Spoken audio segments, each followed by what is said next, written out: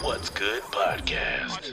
Are you ready? Your number one source to all the keys in the industry. With Brianna Jovahn. It's the What's Good podcast. What's good? Hey, ladies and gents, this is your girl, Brianna Jovahn, and we are here with another episode of What's Good podcast, and we have a wild card Wednesday. I'm super excited to get into this because I do have a love for fashion, right?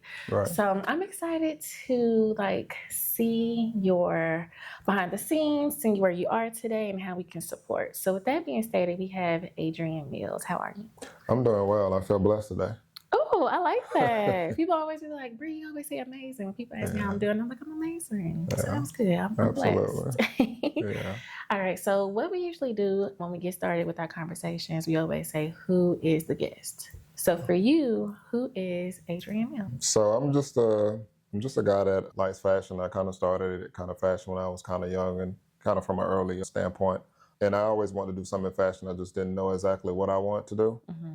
In 2019, I kind of had an idea to do like a traveling shoe bag. So I didn't know how I was going to do it, but I know I had an idea and I know that I wanted to be something different than what was out there in the market. So that's kind of how I started from there and kind of built from there.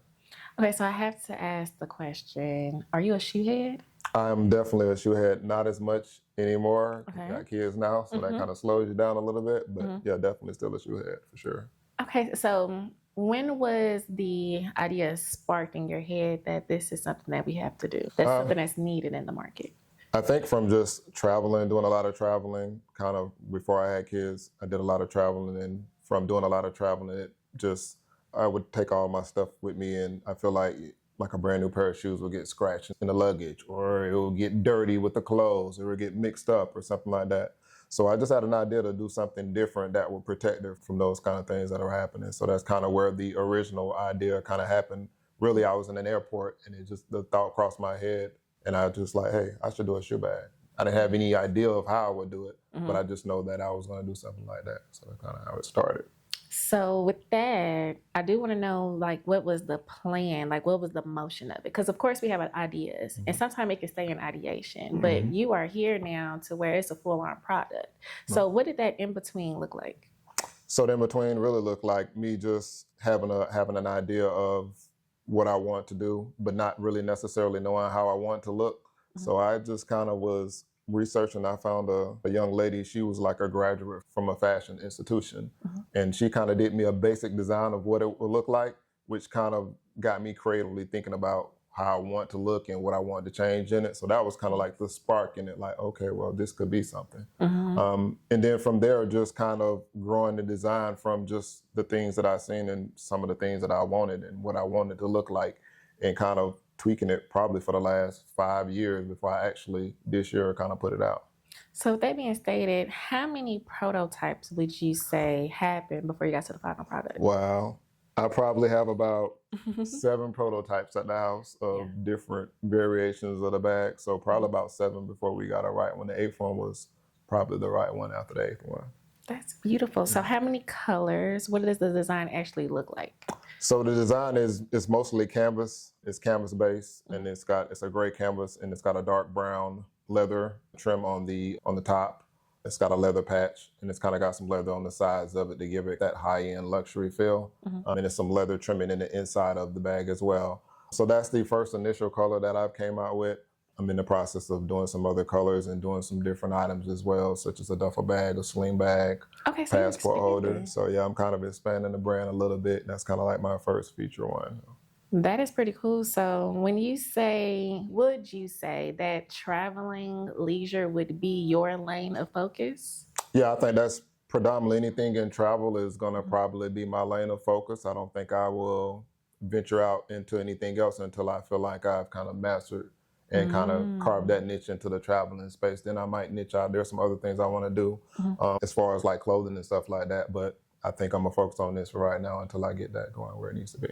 Very nice. Okay, so let's get into the business process of it, because a lot of times, like you said, there are stages to it. But in the background, we got to make sure the foundation is right too. So when it came to you actually creating a business, not just a hobby, because it can be expensive, right? An expensive hobby. Yeah, very but you expensive. actually built a business. So I want to talk about behind the scenes of what it would like to get your paperwork right. Make sure that this patent, make sure the trademark, what did all of the behind the scenes look like? So the behind the scenes was a lot when I first was coming into it because I had a business before, but I didn't have a business like this, and this was kind of different from anything else that I've done. So I've had somebody to help me out. I had kind of like a mentor to kind of walk me through the processes of what I need to do, whether it was an LLC or if a C corp was best for me, or if any other kind of structure was best for me. Kind of walked me through that process. Kind of gave me some of the things that, as far as trademark, as far as patent, to kind of like to learn and know which one was the best one to do, because some are more expensive than others, but they don't really protect you as much as others. So I had a great mentor that really just kind of took me underneath her wings and gave me a lot of information about the fashion business in general. And that kind of really curved the learning curve for me. Yet expensive, but not as expensive if I had done it on my own and was figuring it out on my own.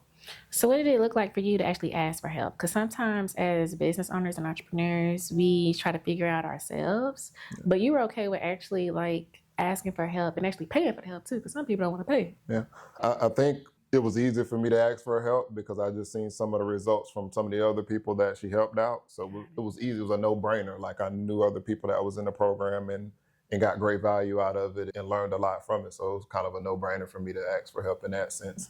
But in other senses, it is hard sometimes because as a business owner, you do wear a lot of hats. So sometimes you can burn yourself out trying to do multiple things at one time and not ask for help. And, there are resources out here for us. But I think as business owners, we kind of get in that mode where I'm gonna do it by myself. And I think that's kind of the wrong way to go about it, because if it's help out there and you can get help and it can relieve you, that's what you definitely should do.